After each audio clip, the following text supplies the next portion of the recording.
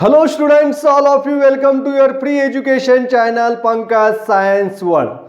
Students, from today we are going to start new chapter number 6 and name of chapter is refraction of light. तो बच्चों refraction of light ये chapter जो है आज से हम शुरू कर रहे हैं. तो इस चैप्टर में हमें क्या क्या पॉइंट पढ़ने हैं. पहले तो पढ़ना है refraction of light, then laws of refraction of light, refractive index and dispersion of light. तो ये 4 पॉइंट्स हमें पढ़ने हैं और आज की इस वीडियो में हमें पढ़ना है रिफ्रैक्शन ऑफ लाइट. तो लाइट का रिफ्रैक्शन क्या होता है. तो शुरू करते हैं बच्चों आज का टॉपिक रिफ्रैक्शन ऑफ लाइट. अभी तक आपने मेरे चैनल को सब्सक्राइब नहीं किया हो तो चैनल को सब्सक्राइब करना है. Don't forget to subscribe my channel, like and share the video. तो रिफ्रैक्शन ऑफ लाइट क्या होता है. तो आपको पता है रिफ्लेक्शन ऑफ लाइट. यहाँ पे एक क्वेश्चन है, what is meant by the reflection of light and what are the laws of reflection of light. Last year हमने रिफ्लेक्शन ऑफ लाइट के बारे में पढ़ा है. When the light incident on any object obliquely then there occurs the reflection of light. Reflection of light इसका अर्थ क्या है, बाउंसिंग बैक ऑफ लाइट और turning back of light when it incidents on a surface. तो कोई भी surface के ऊपर अगर लाइट गिरता है तो इसका रिफ्लेक्शन होता है. अब यहाँ पे देखिए, this is the point O, ये this is B and this one is the normal. तो A O is a incident ray, O B is a it's reflected ray and n is the normal at the point of O. O is the point of incident, the incident ray. अब ये है वो ये incident ray, it makes the angle I, that is called as angle of incidence with normal, and R is the angle of reflection which is the angle made by the reflected ray with the normal. तो laws of reflection of light जिसके बारे में हमने पिछले साल पढ़ा है, तो क्या बताता है, the angle of incidence is always equal to angle of reflection. Incident angle और रिफ्लेक्टेड एंगल जो है ये सेम होता है.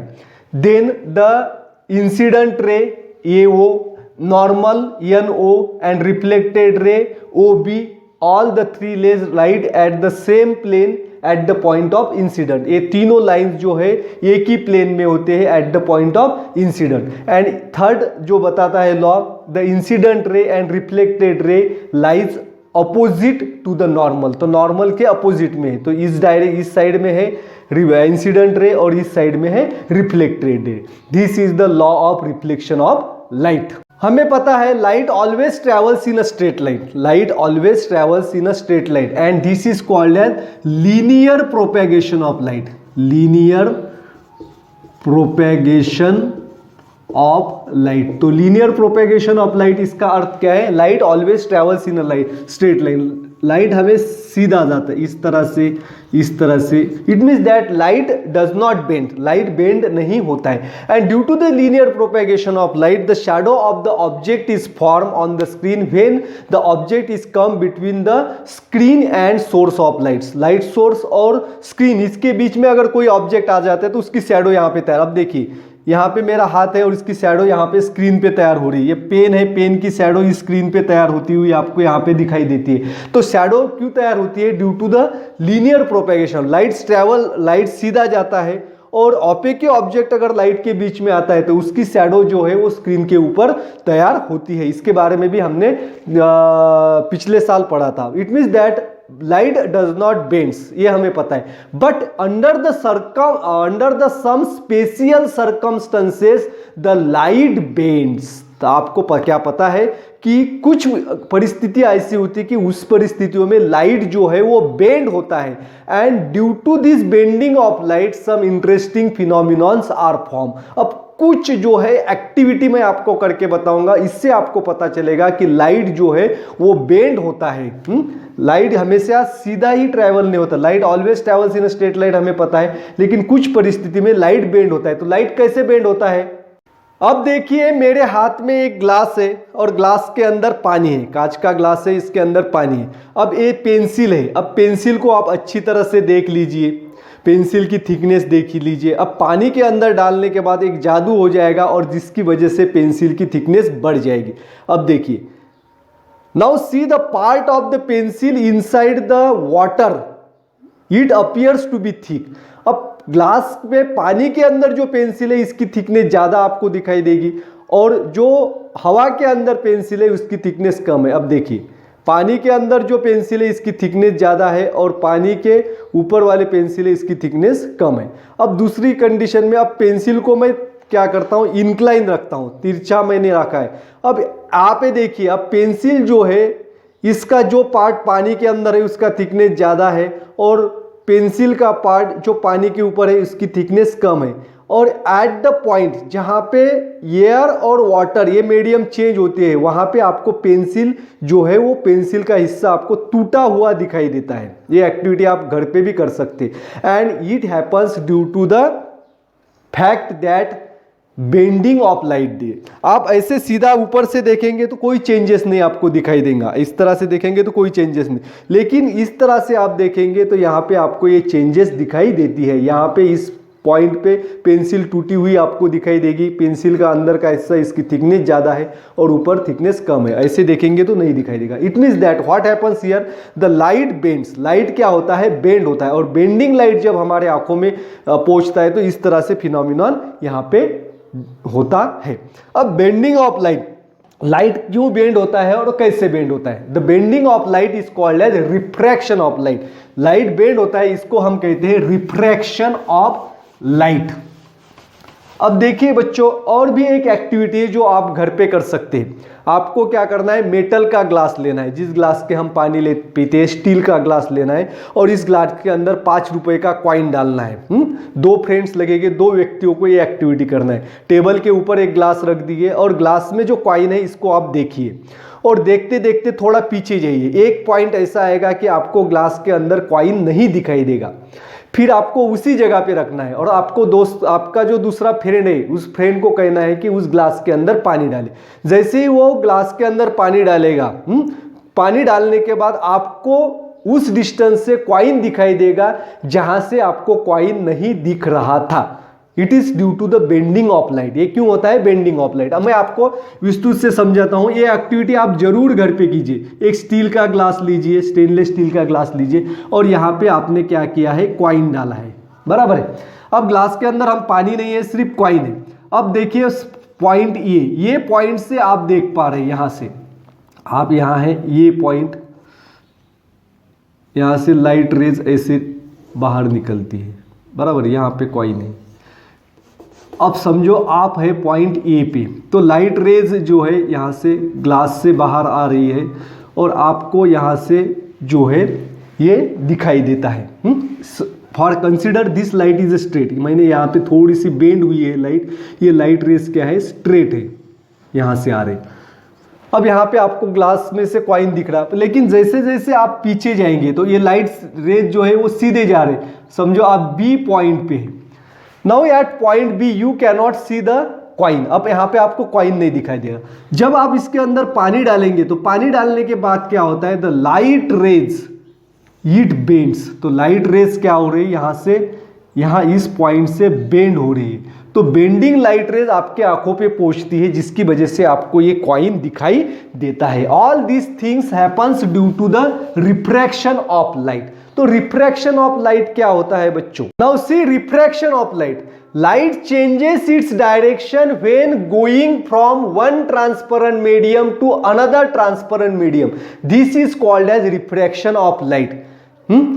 The direction of light changes from when it passes from one transparent medium to another transparent medium, and this is called as refraction of light. That is bending of light. जब light एक transparent medium से दूसरे transparent medium में जाता है तो light bent होता है at the point where the medium changes. जहां पे 2 मीडियम चेंज होते हैं वहां पे लाइट रेज जो है बेंड होता है। अब यहाँ पे देखिए पेंसिल जो है कहाँ पे बेंड हुई है, जहां पे हवा और पानी, यहाँ पे मीडियम चेंज हो रहा है, वहां पे लाइट ये जो है पेंसिल आपको टूटी हुई दिखाई देती है। तो ऐसा ही होता है बच्चों, एक ट्रांसपेरेंट मीडियम से दूसरे ट्रांसपेरेंट मीडियम में जब लाइट जाता है तो लाइट रेज बेंड होता है। और this bending of light rays when it travels from one transparent medium to another transparent medium is called as refraction of light. तो आपको रिफ्रैक्शन ऑफ लाइट अच्छी तरह से समझ में आया होगा। You have to take one glass slab. आपको एक ग्लास स्लैब लेनी है, इस तरह से एक ग्लास स्लैब लेना है और ग्लास स्लैब जो है वो कागज के ऊपर रखना है। एक टेबल है, टेबल में केबल के ऊपर ड्राइंग पेपर रखा हुआ है और उसके ऊपर हमने क्या किया है, ग्लास स्लैब रखा है। ग्लास स्लैब यानी कि कांच का एक रेक्टेंगुलर जो है ठोकड़ा होता है, इसे हम ग्लास स्लैब कहेंगे। और ग्लास स्लैब जो है वो कांच इसके ऊपर रखने के बाद इसकी बाउंड्री जो है हम मार्क करेंगे। तो बाउंड्री को हम नाम देते हैं P Q then R and S. Now at the surface P Q इस सरफेस पे क्या करना है, एक इंक्लाइन लाइन जो है हमें ड्रॉ करनी है इस तरह से। अब इस तरह से इंक्लाइन लाइन ड्रॉ करने के बाद suppose this line is touches to the surface P Q at point N. P Q इस सरफेस पे एन पॉइंट पे ये लाइन क्या हो रही है, टच हो रही है यहाँ पे, it intersects here. Now we have to fix the two pins A and B. अब दो पिन जो है जो पेपर को अटैच करने के लिए हम यूज करते हैं, वो पिन जो है यहाँ पे हमें फिक्स करना है इस लाइन के ऊपर। अब क्या करना है, अब यहाँ पे हमने ग्लास स्लैब रखा है। अब इस पिन को इस ग्लास स्लैब्स के इस दिशा से हमें देखना है जहां से ये दोनों पिन्स हमें सीधी दिखाई पड़े, एक ही लाइन में दिखाई पड़े। जहां पे ये दोनों पिन्स एक ये लाइन में दिखाई देती है, वहां पे हमें दो पिन जो है वो क्या करना है और फिक्स करना है। और दो पिन जो है वो फिक्स करने के बाद ये पिन को निकालना है और इस लाइन को यहाँ पे ड्रॉ करना है। आ गया समझ में? अब इस तरह से इस लाइन को हमने क्या किया है, now this line intersect to the surface Q R S इस सरफेस पे ये लाइन क्या होगी, टच होगी, यहाँ पे इंटरसेक्ट होगी। अब इस लाइन को हम यहाँ पे पॉइंट, टचिंग पॉइंट को नाम देते हैं यम। दिस पॉइंट इज यम और ये है सी और डी, यहाँ पे हमने पिन को अटैच किया था, बराबर है। नाउ सी, अब ये जो दो पॉइंट है यम और एन, इसको हम अटैच करेंगे।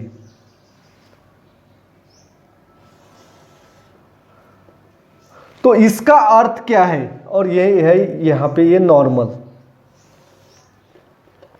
तो इसका अर्थ क्या है, तो लाइट जो है बाहर से ग्लास स्लैब में जब जाती है, यहाँ पे एयर और this one is a glass, तो लाइट जो है एयर मीडियम से ग्लास मीडियम में जा रही है। Air is a transparent medium, glass is also the transparent medium.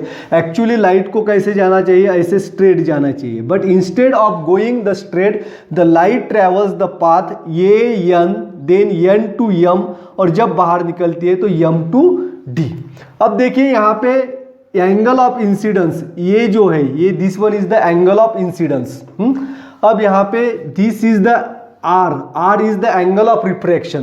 तो refraction of light takes place at two places, यहाँ पे दो जगह पे रिफ्रैक्शन हो रहा है। एक तो जब लाइट रेज एयर से ग्लास मीडियम में आ रहे हैं, और दूसरी बार जब लाइट रेज ग्लास से एयर में आ रहे हैं, तब उस पॉइंट पे रिफ्रैक्शन हो रहा है। तो refraction occurs at two places, first when the light enters in the glass from air and when the light enters the air medium from glass medium. तो दो जगह पे रिफ्रैक्शन होता है। तो first when light enters from air to glass, then this is the angle of refraction, ये है angle of refraction, इसे हम आर कहते हैं। And when light emerges from glass to air, this is the angle of incidence, इसको हम कहेंगे I1। और जब लाइट रेज बाहर निकलती है, ये पॉइंट एम है, तो यहाँ पे एक एंगल तैयार होता है, इस एंगल को कहते हैं एंगल ऑफ इमर्जेंस। तो ये इस I1 का ये रिफ्रैक्शन एंगल है। I1 का क्या है, ये रिफ्रैक्शन एंगल है। You have to note that the angle of incidence angle of refraction R is equal to incidence angle I1। ये एंगल और ये एंगल, ये दोनों एंगल सेम है। Now the angle I and E, the angle I is equal to angle E, यानी कि ये जो एंगल है, ये एंगल और ये एंगल दोनों सेम होते हैं। ऐसा क्यों होता है?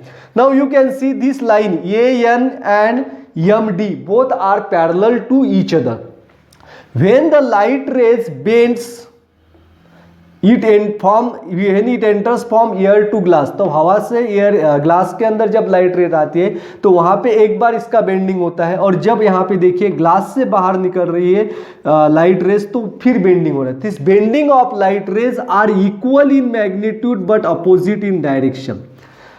अब यहाँ पे नॉर्मल है, जब एयर से ग्लास में आती है तो लाइट रेज नॉर्मल की तरफ बेंड होता है, और जब ग्लास में से एयर में आ रहा है तो लाइट रेज नॉर्मल से दूर जाता है, it bends away from the normal, and this bending of light rays are equal in magnitude but opposite in direction, therefore angle of incidence is equal to the angle of emergence। तो incident angle और emergence angle दोनों same होते हैं। The line AN is parallel with the line MD, line AN is parallel with the line MD, ये दोनों lines क्या है, एक दूसरे को पैरेलल है, but this line MD is shifted somewhat in the another direction, ये थोड़ी सी शिफ्ट हुई है। तो इस तरह से बच्चों हमें रिफ्रैक्शन ऑफ लाइट जो है समझ में आया होगा। तो रिफ्रैक्शन जो है वो क्या होता है, बेंडिंग ऑफ लाइट रेज। आपने यहाँ पे देखा है लाइट रेज क्या हो रहा है, बेंड हो रहा है, सीधा नहीं जाता है, it bends at two places, दो प्लेसेस पे बेंड होता है। लेकिन bending of light rays are equal and opposite in direction, जितना यहाँ इस दिशा में मूव हो रहा है उतने ही एंगल में वो अपोजिट डायरेक्शन में मूव हो रहा है। इसकी वजह से ये एंगल जो है I और ये E जो है ये सेम होता है, इसको हम E यानी कि इमर्जेंस एंगल भी कहते हैं। तो नेक्स्ट वीडियो जो रहेगा बच्चों, नेक्स्ट वीडियो में हम पढ़ेंगे लॉज ऑफ रिफ्रैक्शन। जैसे हमने रिफ्लेक्शन ऑफ लाइट्स के लॉ हमें पता है, तो उसी तरह से लॉ ऑफ रिफ्रैक्शन जो है इसके बारे में हम पढ़ेंगे। Thanks for watching complete video. Don't forget to subscribe my channel, like and share the video. Thank you.